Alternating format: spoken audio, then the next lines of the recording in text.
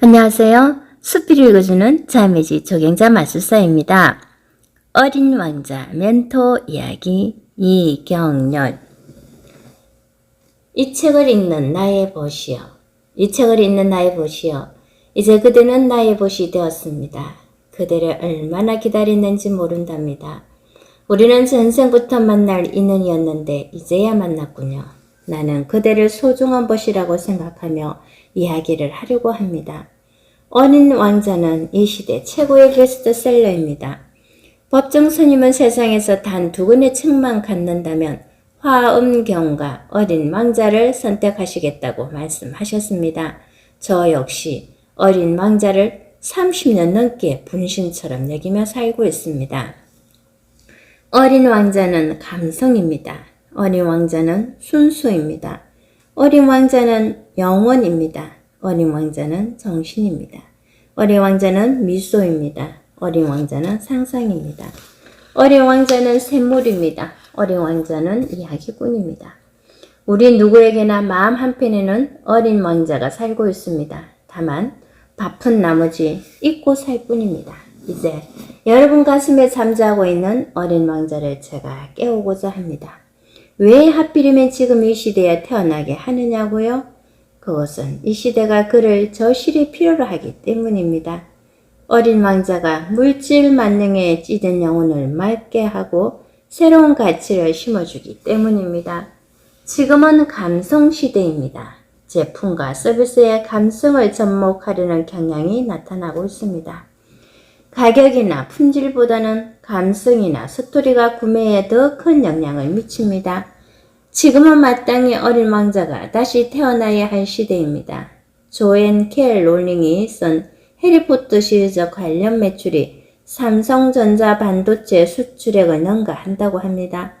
지금도 끊임없이 관련 콘텐츠들이 재생산되고 있는 중입니다. 한 사람의 상상력이 얼마나 큰 힘을 발휘하는지 상상을 초월할 정도입니다. 어린 왕자 멘토 이야기는 여러분에게 상상력의 원천을 제공하고 감성의 발원지 역할을 할 것입니다.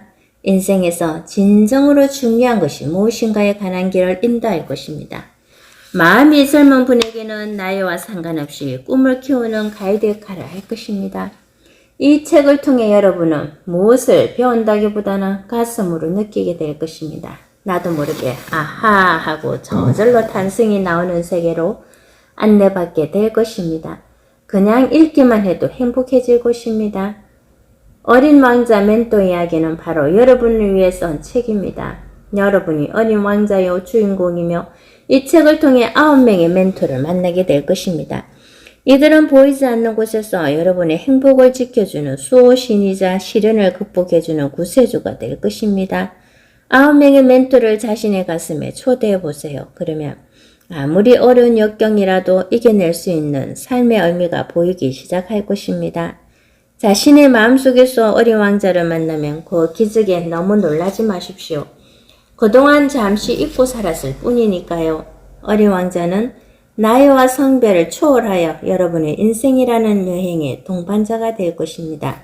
자, 이제 어린 왕자의 손을 잡고 함께 떠나봅시다.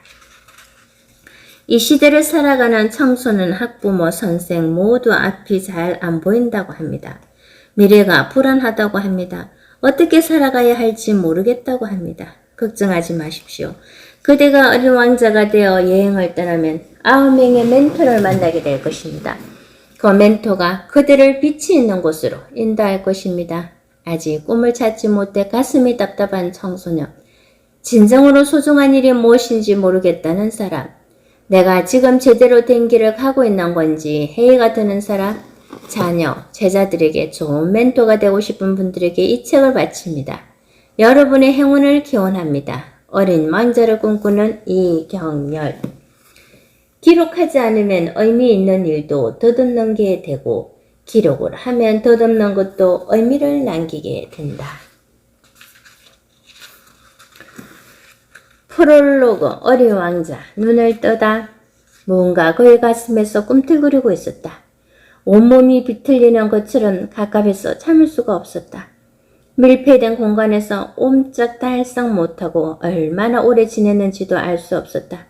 그는 온 힘을 다해 몸부림쳤다. 그러자 아주 조금씩 몸이 움직이기 시작했다.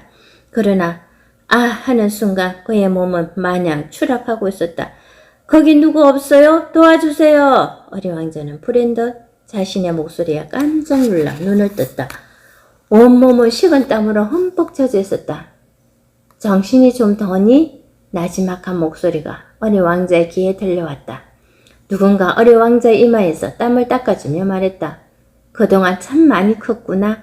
어리 왕자는 고개를 돌려 바라보았다. 흰 수염을 턱 밑으로 길게 기른 노인이 자신의 몸을 정성스레 닦아주고 있었다. 노인은 어딘가 근접하기 어려운 기품이 흘렀고 눈은 깊게 패여 신비스러움으로 가득했다. 여기가 어디죠? 할아버지는 누구세요? 어린 왕자가 물었지만 노인은 대답하지 않고 수수께끼 같은 말만으로 놓았다. 내가 이곳에 온 지 오늘로 6년이 되었다. 내가 이곳에 6년이나 있었다고? 어린 왕자는 그 말을 도무지 믿을 수가 없었다. 어떻게 해서 이곳에 왔는지도 기억이 나지 않았다. 아니, 그보다는 아예 기억이 없다는 표현이 더 정확할 것이다. 다만 굉장히 오랫동안 잠을 자고 난 느낌만 남아있었다.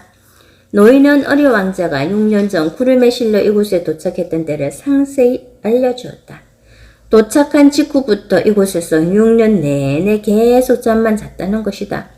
그동안 잠결에 간혹 여우, 장미, 뱀, 바밤나무 같은 낯선 이름들도 부르곤 했다고 한다. 어린 왕자는 깨어난 뒤에도 며칠 동안 땀을 계속 흘렸고 그럴수록 몸은 더욱 개운해졌다.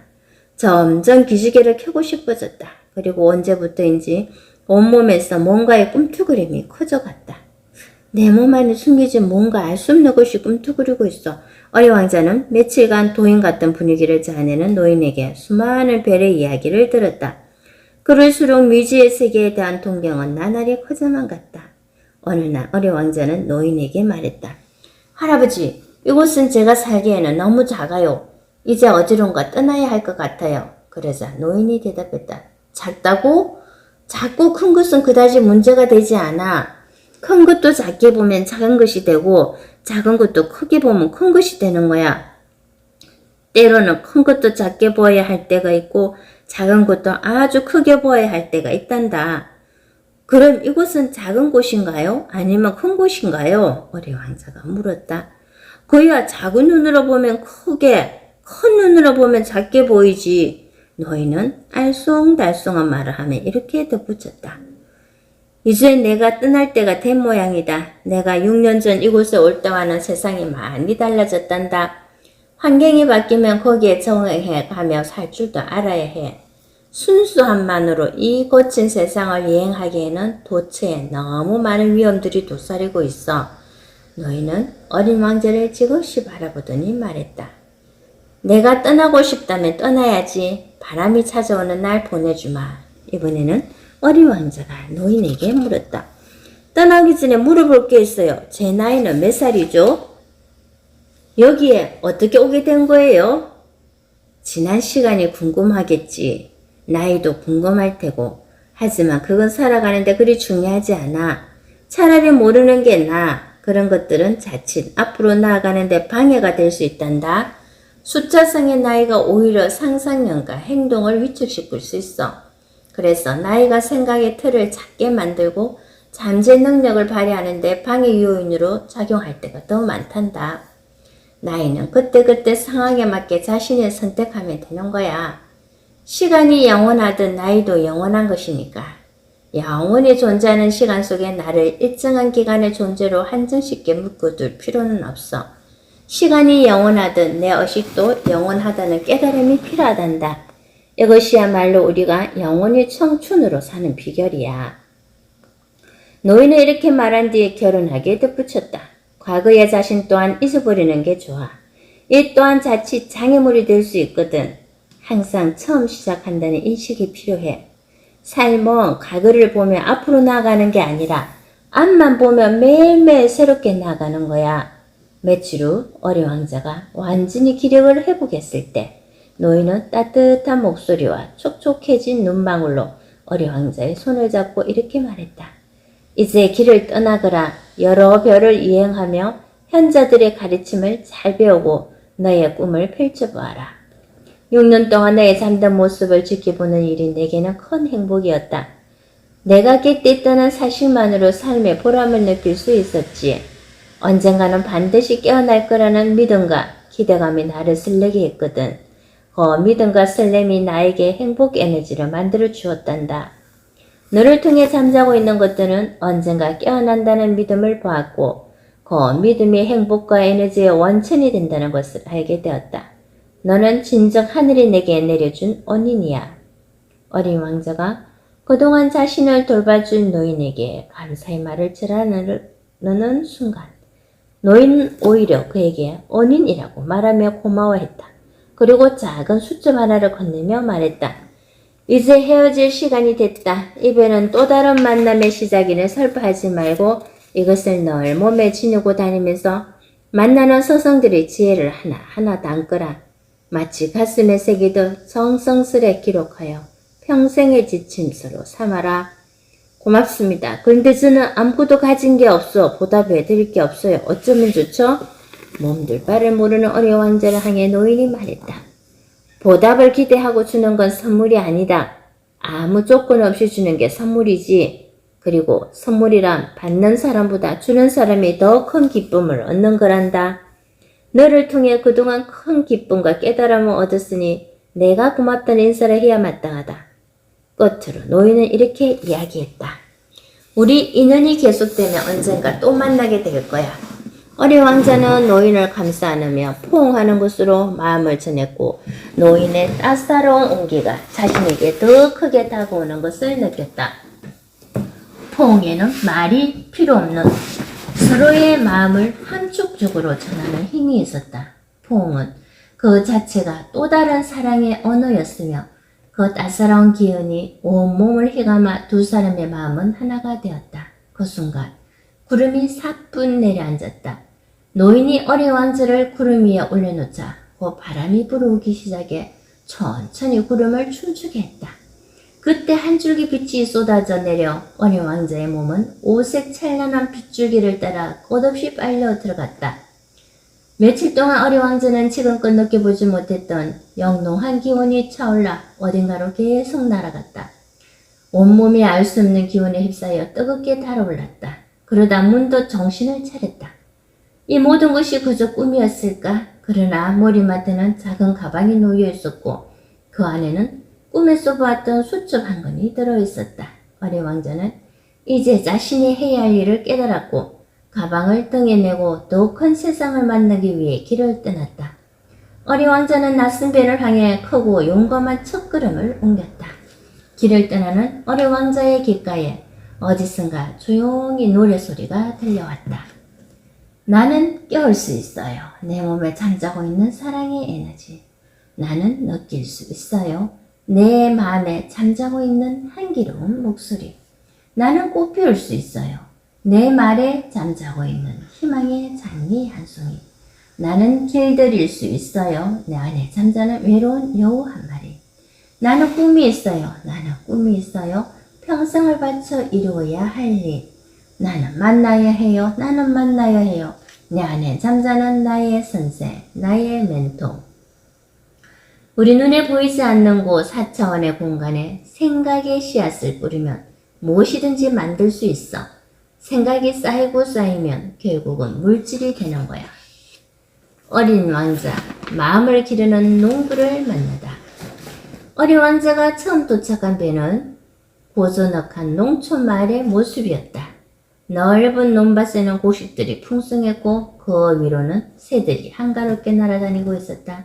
평화롭고 아름다운 풍경이었다. 나지막한 원두막 아래에는 농부 한 사람이 앉아 있었다. 농부를 마치 기다리고 있었던 것처럼 어린 왕자를 반갑게 맞았다. 어서 오너라 어린 왕자야.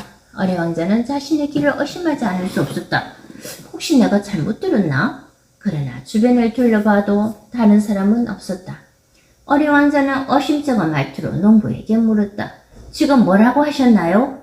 농부는 대답듯이 엉뚱한 말을 했다. 그동안 몰라보게 많이 컸구나. 어린 왕자는 깜짝 놀라 다시 물었다. 제가 누군지 아세요? 그럼 내 스승으로부터 너에 대한 이야기를 들었단다. 너를 잘 가르치라는 당부의 말씀도 계셨지. 자, 여기 와서 앉으렴. 어리 왕자는 자신을 떠나보낸 할아버지가 농부가 말하는 서성일 거라고 짐작했다. 어리 왕자는 농부의 옆자리에 앉았다. 농부는 연신 뭔가를 우물거리고 있었다. 그 모습을 본 어리 왕자는 갑자기 참을 수 없이 배가 고파왔다. 마지막으로 밥을 먹은 게 언제였는지 기억조차 아득했다. 어리 왕자는 자기도 모르게 침을 꿀꺽 삼키며 말했다. 뭘 드시고 계신 건가요? 그렇게 묻는 사이에도 배에서는 연신 꼬르륵 소리가 났다. 그러나 농부는 묻는 말에는 관심이 없는 듯 뭔가를 계속 씹기만 했다. 어리 왕자는 못속해져 얼른 다른 질문을 했다. 아저씨는 뭐 하시는 분이에요? 나는 농부란다. 먹을거리들과 마음을 함께 키우는 사람이지. 그렇게 말하는 동안에도 농부는 계속 뭔가를 우물거렸다. 참다 못한 어리 왕자가 다시 물었다. 뭘 그렇게 맛있게 드시냐고요? 어리 왕자가 다시 묻자 그제야 농부는 어리 왕자를 바라보며 대답했다. 난 뭘 먹고 있는 게 아니야. 맛있게 먹고 있는 게 분명한데 먹지 않는다고? 어리 왕자는 의아하고 실망스러웠다. 농부는 어리 왕자의 마음을 알아챘는지 발밑에 자루에서 콩, 깨, 현미, 옥수수,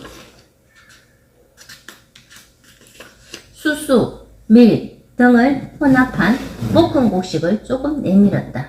몹시 배가 고팠던 어리 왕자는 곡식은 한 움큼 입에 털어넣어 몇 분 우물그리고는 꾹꾹 삼켜버렸다. 고소하고 향기로운 맛이 입안 가득 퍼졌다.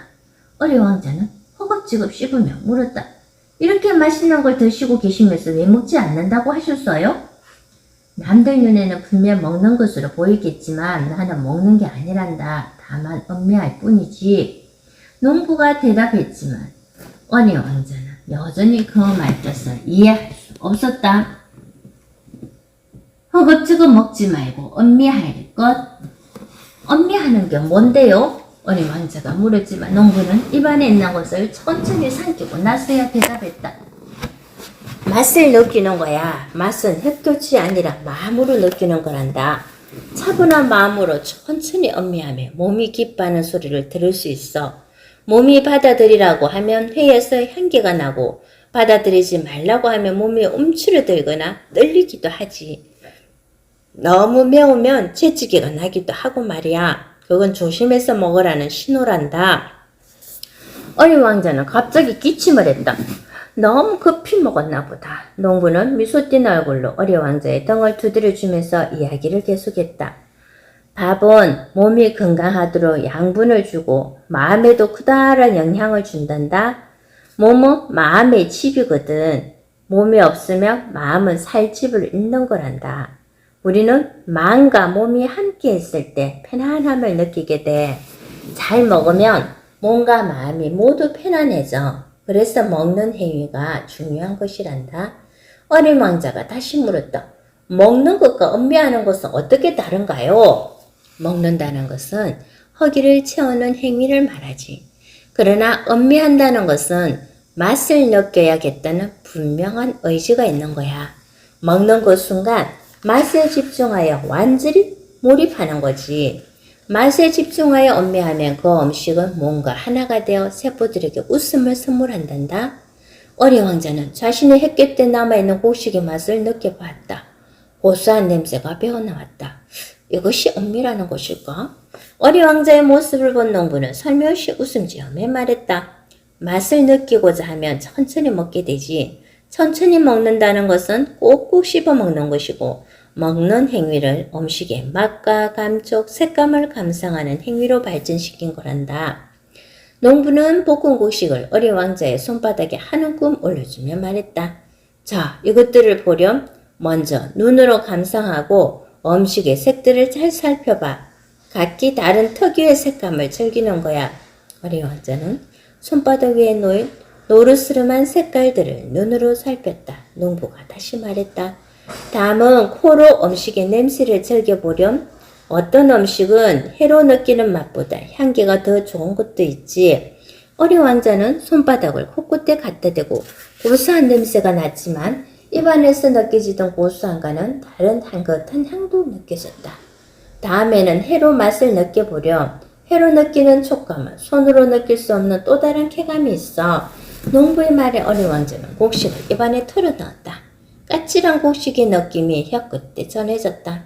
얼른 먹고 싶은 마음에 어린 왕자가 급하게 씹어 삼키자 농부는 크게 호통을 쳤다. 천천히 너무 급하게 삼키면 안 돼. 되도록 음식이 입안에 머무르는 시간을 늘려야 된단다. 그게 맛을 느끼는 비결이거든. 아무리 말리는 음식이라 해도 입안에 머무는 시간이 부족하면 그 참맛을 느끼기 어려운 법이야. 어린 왕자는 아까보다 훨씬 천천히 씹으며 맛을 음미하려 했다. 그 모습을 흡족하게 바라보며 농부가 말했다. 밥을 빨리 먹는다는 것은 몸에 대한 예의가 아니야. 몸이 제일 싫어하는 게 뭔지 아니? 첫째는 밥을 빨리 먹는 거, 둘째는 많이 먹는 거, 셋째는 마음마저 흐트리는 폭음이야. 이렇게 먹는 사람에게는 몸이 벌을 내리지 예의에 벗어난 것에 대한 벌이란다. 아주 심한 사람에게는 불치병을 내려 마음이 살찐마저 빼앗아가는 가혹한 벌을 주기도 하지. 어린 왕자는 조금 섬뜩해졌다. 먹는 행위 때문에 몸이 벌을 받는다니. 농부는 진지하게 덧붙였다.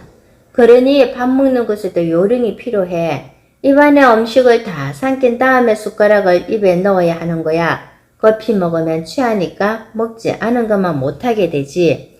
음식이 식탁 위에 오르기까지의 모든 과정에 감사할 것. 조심스럽게 곡식을 씻고 있는 어린 왕자를 한동안 지켜보던 농부의 말이 다시 이어졌다. 음식의 참맛을 느꼈으면 이제는 그 음식이 어떻게 해서 내 입에 오게 되었는가를 생각해보렴. 어린 왕자는 자신이 방금 먹은 곡식을 떠올렸다. 아마도 옆에 앉은 이 농부가 열심히 경작하여 수확한 뒤에 정성껏 볶아 만들었을 것이다. 지금 먹은 곡식은 아저씨가 키우신 거죠? 그러자 농부는 고개를 끄덕였다. 앞으로는 항상 밥상 앞에서 그 음식을 재배한 농부의 모습을 떠올려 보기 바란다. 씨앗을 뿌리고 정성 들여 물을 주고 땀을 흘리는 모습을 상상해 보거라. 어머니나 요리한 사람의 정성 어린 손길을 거쳐 상에 놓기까지의 과정도 생각해 보고 말이다. 그 모든 사람의 손길을 생각하면 감사한 마음이 저절로 우러나게 되지. 어린 왕자는 농부에게 말했다.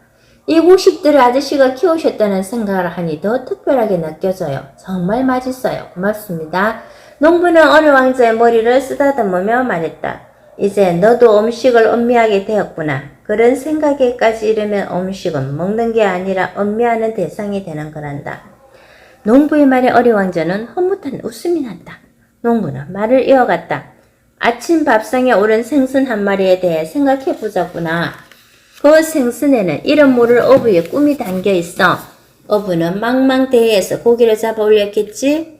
그러면 그건 아들이 학비를 걷어 올린 건지도 몰라. 자녀의 학비를 벌기 위해 배를 탔을지도 모를 일이니까. 생선에는 그 어부의 꿈이 담겨 있는 거야. 그 꿈까지 함께 느껴보렴. 그리고 그 꿈이 이루어지도록 박수를 보내주는 거야.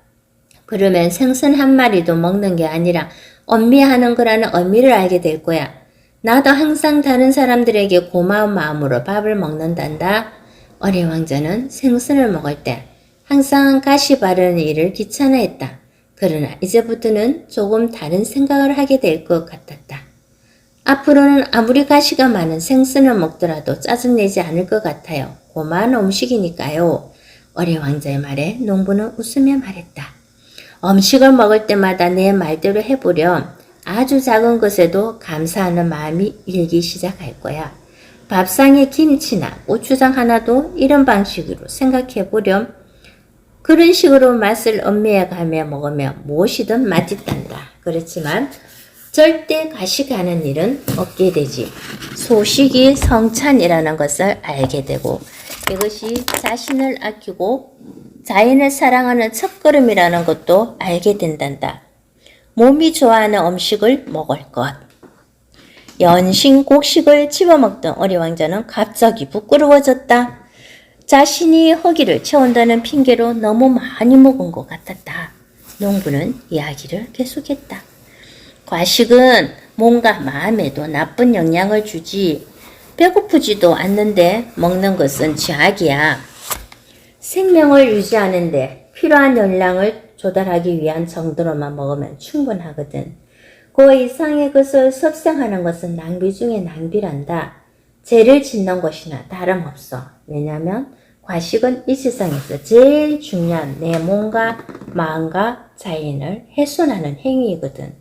어리 왕자는 자신의 행동을 조금 변화하고 싶어. 이렇게 말했다. 하지만 줄인 배를 채우기 위해 먹는 거 괜찮죠? 그러자 농부는 싱긋 웃으며 어리 왕자의 손에 곡식을 한 줌 더 건넸다. 그리고 나서 과식에 대한 이야기를 계속했다. 과식은 악순환의 꼴이야. 과식은 비만을 낳고 비만은 질병을 낳고 질병은 시간과 돈을 빼앗고 몸과 마음을 황폐하게 만들지. 자식뿐만 아니라 가족 친지들에게도 피해를 주는 거야. 과식은 결국 인생을 헛되게 하는 첫걸음이며 악의 반복이야. 반면 소식은 선순환의 꼴이란다. 밥을 음미하면 자연스레 속식을 하게 되지. 꼭꼭 씹어 먹으면 맛을 느끼게 되고 천천히 먹게 되고 감사한 마음이 생기고 몸도 가볍지. 소식은 절제의 미덕을 가르쳐 주기도 해. 결국 소식은 인생을 보람되게 살 수 있는 지름길이며 선의 반복이란다. 적게 먹어야 하는군요. 어린 왕자가 말했다. 그러자 농부가 고개를 끄덕였다. 그렇지. 참맛을 느끼려면 적게 먹어야 해. 부족할 때야 비로소 참맛을 느낄 수 있어. 아무리 맛있는 음식도 고하면 이미 그 참맛을 잊는 거야. 그러니 항상 부족한 더 먹어야 한단다. 부족한 더 먹어야 한다?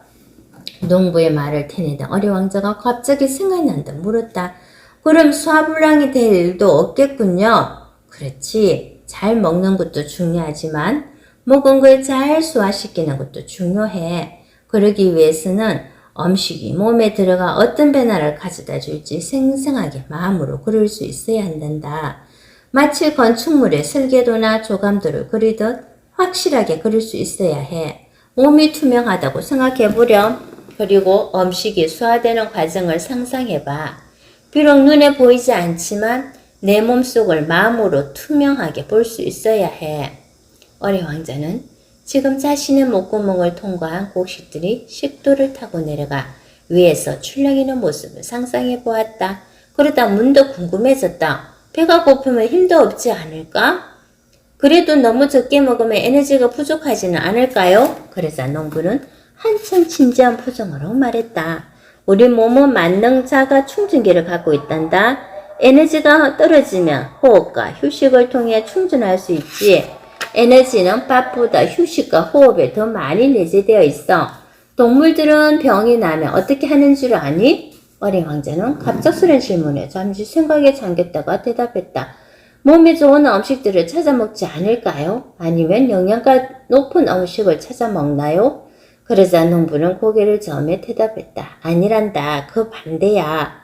동물은 병이 나면 일단 검식을 하지. 음식을 소화하는 데 필요한 에너지를 절약해서 병을 이겨내는 데 집중하기 위한 거야. 건강한 삶을 위해서는 섭생과 운동도 중요하지만 에너지 자가 충전 시스템을 잘 활용해야 된단다. 에너지가 필요할 때는 아무것도 하지 말고 우선 충분한 휴식을 해야 해. 시간과 장소가 여의치 않으면 눈을 감아보렴. 그리고 몸으로 에너지가 들어오는 빛을 느끼고 그 소리를 들어보는 거야. 먹는 일에 앞서 그렇게 몸의 균형을 찾아야 하는 거란다. 어린 왕자는 새로운 사실을 많이 알게 되어 기분이 좋았다. 그리고 궁금한 것들도 더 많아졌다. 아무 음식이나 먹는 것은 좋지 않겠죠? 몸에 좋은 음식은 따로 있는 거죠? 농부는 대답했다. 맛을 음미하는 것도 중요하지만 무엇을 먹는지도 중요해. 사람들이 각자 나름대로 성격이 있던 음식도 각기 고유한 성질을 지니고 있거든. 자기 체질에 맞는 음식을 선택해서 먹는 습관을 들일 필요가 있어. 휘발유 차에 경유를 넣고 달리면 고장이 나듯 우리 몸도 자신에게 어울리지 않는 음식을 먹으면 병이 날 수 있지. 어린 왕자가 다시 물었다. 몸에 어울리는 음식은 맛있는 음식인가요? 그러자 농부는 단호하게 말했다. 입에 맞는 음식이 모두 몸에 좋은 건 아니란다. 몸에 어울리는 음식은 입이 아니라 몸이 좋아하는 거야. 몸이 좋아하는 것을 먹으면 좋은 양분이 되지. 하지만 입에는 맛있는데 독성이 있는 것을 먹게 되면 몸뿐 아니라 마음에도 나쁘단다. 세상에서 가장 맛있는 거 농부는 여기까지 말한 뒤 장난스러운 표정으로 어린 왕자에게 물었다.